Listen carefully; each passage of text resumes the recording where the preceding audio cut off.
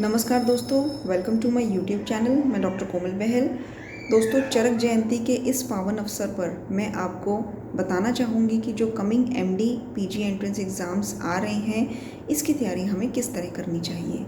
दोस्तों, हम hard work तो सारे ही करते हैं, लेकिन जो स्टूडेंट हार्ड वर्क के साथ साथ स्मार्ट वर्क भी करता है, सक्सेस उसी को मिलती है। हार्ड वर्क करने में टाइम बहुत ज़्यादा लगता है, लेकिन स्मार्ट वर्क का मेथड ये है कि हम हार्ड वर्क तो कर रहे हैं और सारी तैयारी भी कर रहे हैं, लेकिन शॉर्ट टाइम में। क्योंकि जितना टाइम कम में हम तैयारी करेंगे, हमारे पास उतना ही टाइम बचेगा हमारे रिवीजन प्रोसेस के लिए। और मूल मंत्र सफलता का यही है कि जितनी बार रिवीजन होगा उतने ही चांसेस आपके सिलेक्शन के एग्ज़ाम में बन जाएंगे। फिर चाहे वो एमडी का एंट्रेंस एग्ज़ाम हो, चाहे एएमओ का एंट्रेंस एग्ज़ाम हो या यूपीएससी का हो, जितनी बार रिवीजन होगी उतनी ही पढ़ी हुई विद्या आपको कंठस्थ होगी। और जो विद्या कंठस्थ होगी, एग्ज़ाम देते टाइम जो आपको लर्न होगा, जो उस टाइम में दिमाग में होगा, वही आपके काम में आने वाला है। और उस टाइम में दिमाग में वही आता है जो आपने बार बार रिवाइज़ किया होता है। तो सबसे पहले हम ये पढ़ेंगे कि हम जो सब्जेक्ट्स बीएमएस के first, second and third prof में पढ़ते हैं, वो सब्जेक्ट्स में सबसे ज़्यादा क्वेश्चंस किस में से आते हैं, इम्पॉर्टेंट पॉइंट्स कौन से होते हैं और कौन से सब्जेक्ट में कितने क्वेश्चंस आने के चांसेस होते हैं। हर साल जो क्वेश्चंस का पैटर्न होता है, मैं आपको उसके अकॉर्डिंग बताऊंगी। क्योंकि दोस्तों, युद्ध में भी उतरते टाइम हमें ये ध्यान में रखना पड़ता है कि दुश्मन के पास कितने हथियार हैं और उतने ही हथियारों की तैयारी के साथ हमें युद्ध में उतरना पड़ता है, तभी सफलता मिलती है। तो सारा कुछ देखते हुए हमें तैयारी करनी चाहिए, ताकि हम माइंड में अपने एक मैप बना सकें कि इस सब्जेक्ट में से इतने क्वेश्चंस आएंगे, तो ये सब्जेक्ट जो है जिसमें सबसे ज़्यादा क्वेश्चंस आने के चांसेस हैं। फॉर एग्जांपल, चरक संहिता में से चरक का जो स्पेशलिटी है, यानी कि काया चिकित्सा, तो चिकित्सा स्थान में सबसे ज़्यादा क्वेश्चंस आते हैं। तो हमें ध्यान में रखना है कि हमने चरक संहिता अच्छे से पढ़नी है, लेकिन चिकित्सा स्थान पे और सूत्र स्थान पे सबसे ज़्यादा हमने फोकस करना है। अब सूत्र स्थान पे जब हम और चिकित्सा स्थान पे सबसे ज़्यादा फोकस करते हैं, तब भी उसका मतलब ये नहीं है कि हम सारा टाइम ये दोनों सब्जेक्ट्स पढ़ते रहें। और ये जब दोनों सब्जेक्ट पढ़ते हैं, जब चिकित्सा स्थान पूरा पढ़ते हैं या सूत्र स्थान पूरा पढ़ते हैं, तब हमें बहुत ज़्यादा टाइम वेस्ट नहीं करना होता है। उस पर बहुत ज़्यादा जो इम्पोर्टेंट पॉइंट्स होते हैं, इंक्लूडिंग विमर्श एंड श्लोक, एक तो हमने इम्पॉर्टेंट पॉइंट्स को अलग से सेपरेट करके उसके नोट्स बना लिए, जो कि हमने बार बार फोकस करके रिवीजन करने हैं। और उसके साथ साथ हमने कुछ इस तरह से नोट्स बनाने हैं कि एक पॉइंट अगर हमें चैप्टर 1 सूत्र स्थान में मिला है, उसके साथ मिलते जुलते पूरी चरक संहिता में जो पॉइंट्स है उसको भी हमने साथ में ही लिख लेना है, ताकि हमें एक ही जगह पर मिलते जुलते 5-6 पॉइंट्स मिल जाएं। तो सबसे पहले मैं आपको बताती हूँ कि कौन से सब्जेक्ट में से, कौन से स्थान में से, कितने चैप्टर्स में से कितने क्वेश्चंस आते हैं। सबसे पहला पॉइंट आइए ये देखते हैं। तो सबसे पहले हम स्टार्ट करेंगे चरक संहिता से।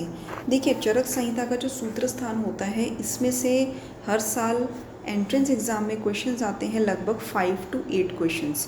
सेकंड इस निदान स्थान। निदान स्थान से 1 क्वेश्चन आता है, शारीर स्थान से 2 क्वेश्चन आते हैं, विमान स्थान से 4 क्वेश्चंस आते हैं। और इस तरह से ये हो गया चरक का वॉल्यूम 1 एंड वॉल्यूम 2, यानी कि चिकित्सा स्थान, इससे 10 क्वेश्चंस आते हैं। ठीक है। अब चिकित्सा स्थान में भी इम्पॉर्टेंट चैप्टर्स कौन से होते हैं? ज्वर, पांडु, हिक्का, काश, श्वास, ग्रहणी, योनि व्यापत, वात व्याधि, विषरोग। मैं ऐसा नहीं कह रही कि बाकी चैप्टर्स जो है वो इम्पॉर्टेंट नहीं है, लेकिन इस पर ज़्यादा फोकस करने का है हमें। इसके बाद आता है चिकित्सा स्थान के बाद सिद्धि स्थान एंड कल्प स्थान। देखिए, सिद्धि स्थान से 2 क्वेश्चंस आते हैं एंड कल्प स्थान से 2 क्वेश्चंस आते हैं। तो इस तरह से आपके चरक संहिता से कवर होते हैं 26 क्वेश्चंस। एंड देन सुश्रुत के सूत्र स्थान से आते हैं 5 क्वेश्चंस, शरीर स्थान से आते हैं 5 क्वेश्चंस, निदान से आते हैं 4, उत्तर तंत्र से आते हैं 10 क्वेश्चंस। ठीक है। तो उत्तर तंत्र जो है, इसमें सबसे मैक्सिमम क्वेश्चंस की संख्या है। एंड देन इसके बाद कल्प से 2 क्वेश्चंस एंड सुश्रुत का जो चिकित्सा स्थान है, क्योंकि चिकित्सा आचार्य चरक की स्पेशलिटी है, तो उसमें 10 क्वेश्चंस आते हैं, लेकिन सुश्रुत के चिकित्सा स्थान से 1 से 2 क्वेश्चन आते हैं। ठीक है। और उत्तर तंत्र में सर्जरी आ जाती है, क्योंकि सुश्रुत की आप सबको पता है कि शल्य तंत्र जो है वो मेन है, तो उसमें से 10 क्वेश्चंस आते हैं। अब आइए बीएमएस के फर्स्ट ईयर पर। बीएमएस के फर्स्ट ईयर में संस्कृत में से 3 क्वेश्चंस, अष्टांग हृदय में से 5 क्वेश्चंस, पदार्थ विज्ञान में से 8 क्वेश्चंस एंड आयुर्वेद का जो इतिहास है उससे 3 से 4 क्वेश्चंस आते हैं। देखिए पदार्थ विज्ञान भी बहुत इंपॉर्टेंट है, इसमें से सीधा सीधा 8 क्वेश्चंस आ जाते हैं। शरीर रचना में से 2 क्वेश्चन, शरीर क्रिया में से 2 क्वेश्चन। तो बीएमएस फर्स्ट ईयर के जो सब्जेक्ट्स हैं इसमें आपके टोटल क्वेश्चंस हो गए 20। एंड सेकेंड ईयर में द्रव्य गुण विज्ञान में से 5 से 6 क्वेश्चंस आते हैं। रस शास्त्र भेषज कल्पना में से 1 से 8 क्वेश्चंस जो हैं वो कवर अप हो जाते हैं, इंक्लूडिंग भेषज रत्नावली, रस तिरंगनी, ठीक है, एंड रस रत्न समुच्चय, ठीक है, और फिर एंड षाडंतर। और उसके बाद जो रोग निदान है, पैथोलॉजी, उसमें से 4 क्वेश्चंस आते हैं। इसके बाद चलते हैं बीएमएस के थर्ड प्रॉफ पे। इसमें स्वस्थ वृत्त एंड योग में से 4 क्वेश्चन आते हैं, कौमार वृत्ति में से 4 से 5 क्वेश्चंस, प्रसूति तंत्र एंड स्त्री रोग में से 4 क्वेश्चंस एंड सुश्रुत कल्प अगध तंत्र में से आते हैं 2 से 3 क्वेश्चन। फोर्थ प्रॉफ में अगर हम चलें, ठीक है, तो इसमें शल्य तंत्र में से 2 क्वेश्चन, शलाक्य में से 2, काय चिकित्सा में से 1 से 2 एंड रिसर्च मेथडोलॉजी में से 4 to 5 क्वेश्चंस। एंड नेक्स्ट जब हम मॉडर्न की तरफ फोकस करते हैं तो क्लिनिकल एनाटॉमी में से 1 क्वेश्चन, फिजियोलॉजी में से 1 क्वेश्चन, पैथोलॉजी में से 2 क्वेश्चन, फार्माकोलॉजी में से 1 क्वेश्चन, सिंड्रोम जो होते हैं उसके रिलेटेड 1 क्वेश्चन आ जाता है, वैक्सीनेशन के रिलेटेड भी 1 क्वेश्चन आने की पॉसिबिलिटी होती है, ऑब्स एंड गाइनी के रिलेटेड 2 क्वेश्चंस आने की पॉसिबिलिटी होती है। एंड जो डिजीज़ होते हैं उनके साइन एंड सिम्टम्स में से भी क्वेश्चन पूछ लिए जाते हैं, तो 2 क्वेश्चन आते हैं। कम्युनिटी मेडिसिन पे भी 2 क्वेश्चन आते हैं। तो इस तरह से दोस्तों मैंने आपको बताया कि सब्जेक्ट वाइज कितने क्वेश्चंस आते हैं कौन से सब्जेक्ट में से। तो इस तरह से दोस्तों हमें फोकस करना है कि कौन से सब्जेक्ट में से सबसे ज़्यादा क्वेश्चंस आते हैं, कौन सा सब्जेक्ट हमें सबसे ज़्यादा अच्छे से पढ़ना चाहिए एंड सबसे ज़्यादा अच्छे से उसको रिवीजन करना चाहिए। क्योंकि अगर आप कोई भी एंट्रेंस एग्ज़ाम देने जा रहे हैं तो आपको पूरा एक मैप बनाना होगा, आपके दिमाग में एक मैप होना चाहिए कि इस सब्जेक्ट में से कितने क्वेश्चंस आ सकते हैं, हमारे सिलेबस में से क्या क्या सब्जेक्ट्स हैं। क्योंकि अगर ये ही चीज़ नहीं पता होगी, अंधाधुंध होकर आप मेहनत कर रहे हैं एक किताब पकड़कर, तो आपका सिलेक्शन नहीं हो पाएगा। मैं ये आउट ऑफ एक्सपीरियंस कह रही हूँ। बच्चे सालों साल मेहनत करते हैं, लेकिन यही रीज़न्स होते हैं कि उनका सिलेक्शन क्यों नहीं हो पाता। पहले देखिए कि सबसे ज़्यादा जो सब्जेक्ट में से क्वेश्चंस आते हैं हमने उस पर फोकस करना है, फिर उसके बाद धीरे धीरे बाकी सब्जेक्ट्स पर फोकस करना है। एंड मैं आपको फिर से बता दूं, नोट्स इस तरह से बनाने हैं कि आप कम से कम टाइम में ज़्यादा से ज़्यादा तैयारी कर पाएँ और आपका रिवीजन जो है फास्टेस्ट रिवीजन होना चाहिए ज़्यादा से ज़्यादा, कि अंत तक मतलब एग्ज़ाम तक पहुंचने तक आपका नोट्स जो है रिवीजन कर के कोड वर्ड में आप नोट्स बना के उसको फिर से रिवाइज कर सकते हैं। कोड वर्ड में इसलिए क्योंकि एग्ज़ाम के 3-4 दिन पहले ही आपका पूरे सब्जेक्ट का रिवीजन हो जाए। कुछ इस तरह से आपने कोड वर्ड में नोट्स बनाने हैं, निमोनिक्स लगाने हैं अपने श्लोक्स पर, ठीक है। मैं आपको इसमें एक चीज़ और बताती हूँ। देखिए हमने और कौन सी चीज़ पर फोकस करना है। देखिए आयुर्वेद जब हम पढ़ने लगते हैं तो आयुर्वेद में आचार्य चरक हैं, आचार्य सुश्रुत हैं, आचार्य वाग्भट हैं, भेषज रत्नावली जी हैं, भाव प्रकाश जी हैं, षाडंतर जी हैं, माधव नित्यान जी हैं, योग रत्नाकर जी हैं, बहुत सारे आचार्य हैं। और आयुर्वेद में मैक्सिमम जो टॉपिक्स होते हैं उस पे सभी आचार्यों के जो मत हैं, ओपिनियंस हैं, अलग अलग होते हैं। तो कंपैरेटिव स्टडी करना बहुत ज़रूरी है। यदि आप धूम्रपान पे स्टडी कर रहे हैं तो आपको पता होना चाहिए आचार्य चरक ने, सुश्रुत ने, वाग्भट ने अलग अलग उनका क्या मत है धूम्रपान के भेद को लेकर। इसके अलावा फॉर एग्ज़ाम्पल कि जैसे नपुंसकता है एंड क्लैपिता है, आचार्य चरक ने दोनों को एक ही कैटेगरी में लिया है। फॉर एग्जांपल मैं आपको बता रही हूँ। और आचार्य सुश्रुत ने नपुंसकता के अलग भेद बताए हैं जबकि क्लैपिता के अलग भेद बताए हैं। ये डीप पॉइंट्स में हम आ जाते हैं जो कि हमें अच्छे से पता होना चाहिए। नेक्स्ट है कि जैसे विवाह की आयु क्या होनी चाहिए, रजो निवृत्ति की आयु क्या होती है, रजो दर्शन की आयु क्या होती है, आर्तव दर्शन की आयु, अलग अलग चरक, सुश्रुत एंड वाग्भट आचार्य के अकॉर्डिंग जो उन्होंने अपने अलग अलग मत दिए हैं, किसी ने 20 साल बोला है, किसी ने 16 साल बोला है। तो इस तरह से गर्भ धारण की जो काल होता है, ये काल जो अलग अलग आचार्यों ने दिए हैं, प्रमेय पीड़िका के बारे में अलग अलग आचार्यों के क्या मत हैं, चरक के, सुश्रुत के, वाग्भट के, भेल के, काश्यप के। तो इस तरह से अलग अलग आचार्यों ने जो प्रमेय पीड़िका का फॉर एग्जांपल बताया है, तो उनका अलग अलग जो पॉइंट्स हैं वो हमें टेबल फॉर्म में बनाकर नोट्स बनाने होंगे और उसको सामने दीवार पे चिपका लेना है, ताकि दिन रात उसको पढ़ें तो हमें अलग अलग आचार्यों के मत जो हैं एक टॉपिक पर पता चलेंगे। मैं आपको और चीज़ें बता देती हूँ, जैसे कि यंत्र की संख्या, शस्त्र की संख्या, ठीक है, और जो शौर कर्म होता है इसका काल कौन से आचार्यों ने क्या बताया। ये कुछ ऐसे टॉपिक्स होते हैं, ये जस्ट एग्जांपल, लेकिन पूरा आयुर्वेद ऐसे टॉपिक से भरा हुआ है जिसमें अलग अलग आचार्यों के अलग अलग मत हैं। बहुत ही चंद, बहुत ही कम टॉपिक्स ऐसे हैं जिस पे उन्होंने अपना मत जो है एक जैसा दिया है, ठीक है। लेकिन मैक्सिमम टॉपिक्स ऐसे ही हैं कि आचार्य वाग्भट ने इसके बारे में क्या कहा, सुश्रुत जी ने क्या कहा, चरक जी ने क्या कहा।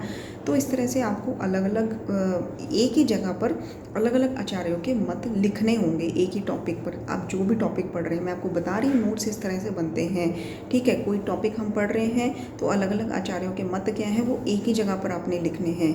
नेक्स्ट है कि जब हम चिकित्सा पढ़ते हैं, चिकित्सा में एक योग जैसे कि मनशिलादि धूम है, ठीक है। फॉर एग्जांपल चरक का जो सूत्र स्थान है, ठीक है, उसमें आरगवद आदि अध्याय है, चैप्टर नंबर 3, उसमें आप पढ़ेंगे कि प्रलेप वगैरह, उसका मतलब कि बहिर्परिमार्जन औषधों का वर्णन है जो लोकली आउटर बॉडी के यूज़ करते हैं, ठीक है। तो उसमें मैं आपको बताती हूँ, मैंने कुछ पॉइंट्स लिखे हुए हैं। मनशिलादि धूम जो है, ठीक है, ये मैंने आपको बताने के लिए मैं बता रही हूँ। देखिए, उस चैप्टर में अगर आप पढ़ेंगे तो आपको ये मिलेगा कि मनशिलादि लेप जो है वो कुष्ठ हर प्रदेह में आता है, ठीक है। लेकिन आपने यहाँ पर इसको स्टॉपेज नहीं देना है, आपने साथ में ये भी लिखना है कि मनशिलादि लेप कुष्ठहर में है, ठीक है। मनशिलादि धूम भी आपने वहीं पर लिख देना है कि चरक ने वातजकास में इसका प्रयोग बताया है। फिर मनशिलादि अंजन का प्रयोग आचार्य सुश्रुत ने रात्रि अंधता में, नक्तांधे में बताया है। तो इस तरह से मनशिलादि सेम नाम वाले लगभग जो योग होते हैं उसका एक ही जगह पर आपने बना देना है। इसी चैप्टर में लास्ट में अगर आप जाके देखेंगे कि प्रोपोंड्रिक आदि धूम जो है वो वातजकास में इसका प्रयोग होता है। देखिए, चैप्टर में प्रोपोंड्रिक आदि लेप के बारे में वर्णन किया गया है, क्योंकि इस चैप्टर में वर्णन ही बहिर्परिमार्जन औषधियों के बारे में करा गया है, जिसमें लेप प्रदेह के बारे में बताया है। तो प्रोपोंड्रिक आदि लेप आप पढ़ेंगे इस चैप्टर में कि शिरशूल, लेकिन आपने साथ में ये पॉइंट्स भी मेंशन अपने नोट्स में करने हैं कि लेप के साथ इसका धूम किस में प्रयोग होता है, तेल किस में प्रयोग होता है, जैसे कि धूम इसका वातिक कास में होता है और तेल जो है शिरो रोग में होता है। तो आपको कंपैरेटिव पॉइंट्स भी पता होने चाहिए जो मिले जुले होते हैं। एंड इसके अलावा जब आप किसी एक जो योग पढ़ते हैं, ठीक है, कि ये योग जो है वो शतशीन में यूज़ होता है या ये योग जो है राज्य क्षमा में ये यूज़ होता है, तो कई योग ऐसे होते हैं जिनके जो रोग अधिकार होते हैं वो एक से ज़्यादा होते हैं, वो अलग अलग चैप्टर्स में बताए होते हैं, ठीक है। कोई भी एक योग है, फॉर एग्जांपल उसका गुल्म वाले चैप्टर में भी बताया होगा कि ये गुल्म का रोग अधिकार है, ठीक है, और उसका या राज्य क्षमा में भी बताया होगा और उसका शतशीन में बताया होगा, उदर रोग में बताया होगा। तो आपने उसको कंपाइल करके एक ही जगह पर लिखना है कि ये योग अलग अलग इन 4 रोगों में काम आता है, ताकि आपको पता हो कि जैसे MCQs आते हैं तो आपको ऑप्शंस में कोई भी कन्फ्यूजन ना रहे। पहले ही आपका नोट्स इतने अच्छे होने चाहिए कि क्रिस्टल क्लियर सब कुछ पता हो उसमें आपको, ठीक है। और एक चीज़ और है, देखिए मैं आपको एक चीज़ बताना चाहूँगी कि जैसे कि आचार्य चरक ने एक चीज़ ये बताई थी कि हेतु जो होता है वो हेतु चतुष्टय भी बताया हुआ है चरक संहिता में और त्रिविध हेतु संग्रह भी बताया हुआ है चरक संहिता में। जब आपको क्वेश्चन आ जाए कि हेतु कितने प्रकार का होता है और ऑप्शंस में ये दोनों चीज़ें आ जाएगी, हेतु 4 प्रकार का होता है, हेतु चतुष्टय यानी, और हेतु 3 प्रकार का भी होता है, त्रिविध हेतु संग्रह। तो आप तो कहेंगे कि आचार्य चरक ने दोनों ही चीज़ें कही हुई हैं, तो ये दोनों ही आंसर होने चाहिए। नहीं, यहाँ पर आपका आंसर आके गलत हो सकता है। अगर आप उसका क्वेश्चन का आंसर अगर टिक मार्क करेंगे कि हेतु चतुष्टय मतलब हेतु 4 प्रकार का होता है, तो वो आंसर गलत है, भले ही ये चरक संहिता में लिखा हो। यहीं पर आके हम कंफ्यूज होते हैं कि हमने पढ़ाई भी करी है, फिर भी हमारे क्वेश्चंस के आंसर गलत क्यों हो जाते हैं। इसका आंसर है कि त्रिविध हेतु संग्रह, मतलब कि इंद्रिय, मन, अर्थ, इनका असंयोग, अतिसंयोग और मिथ्या संयोग जो है वो 3 प्रकार का हो गया। तो ये हेतु जो है त्रिविध हेतु संग्रह होता है। ये सही आंसर है, ये फर्स्ट चॉइस होगी। ठीक है, ये चीज़ें आपको तब पता चलेंगी जब आप गाइडलाइन लेंगे किसी भी सीनियर से या किसी भी एक्सपीरियंस जो है ट्यूटर से। ठीक है, अगर आप गाइडलाइन नहीं भी लेते हैं तो इन चीज़ों का ध्यान रखिए कि ये जो ऑप्शंस होते हैं आचार्य चरक ने इन्होंने कहे तो होते हैं, लेकिन उसकी फर्स्ट चॉइस जो है वो त्रिविध हेतु संग्रह ही आएगी। अगर मान लीजिए त्रिविध हेतु संग्रह ऑप्शन में ना हो तो आप हेतु चतुष्टय लिख सकते हैं, जिसमें अयोग, अतियोग, मिथ्या योग के साथ समयोग भी आता है चौथे नंबर पे। ठीक है, तो इस तरह से आपको देखना होगा कि फर्स्ट चॉइस क्या है। फॉर एग्जाम्पल किसी भी रोग का, ठीक है, जो भेद है, ठीक है, वो आचार्य चरक ने अलग अलग जगह पर कई रोगों के भेद की संख्या अलग अलग बताई है। लेकिन अब कहे तो आचार्य चरक ने है, ठीक है, लेकिन इसका मतलब ये नहीं है कि आप सारे ऑप्शंस को टिक मार्क कर देंगे कि ये भी कहा है, इतनी संख्या भी कही है, कहीं पे 4 भेद कहे हैं, कहीं पे 5 भेद कहे हैं, ऐसा नहीं है। आपने फर्स्ट चॉइस वही लगानी है जो रोगों के भेदों की संख्या चरक के चैप्टर 19 में अष्टोउद्रीय अध्याय में बताई गई है, वो फर्स्ट चॉइस होती है। तो ये चीज़ें, माइन्यूट चीज़ें जो है पता होनी चाहिए, जिससे आपका सिलेक्शन होता है। देखिए, मोटे मोटे क्वेश्चन के आंसर तो सभी दे देते हैं, लेकिन ये छोटी छोटी चीज़ें जो होती हैं ये आपको पता होनी चाहिए, ताकि आपका जो मेन मेरिट लिस्ट बनती है वो इन्हीं क्वेश्चन से बनती है जो कंफ्यूज करने वाले होते हैं। तो दोस्तों, इन सब चीज़ों को ध्यान में रखते हुए आपको तैयारी करनी चाहिए।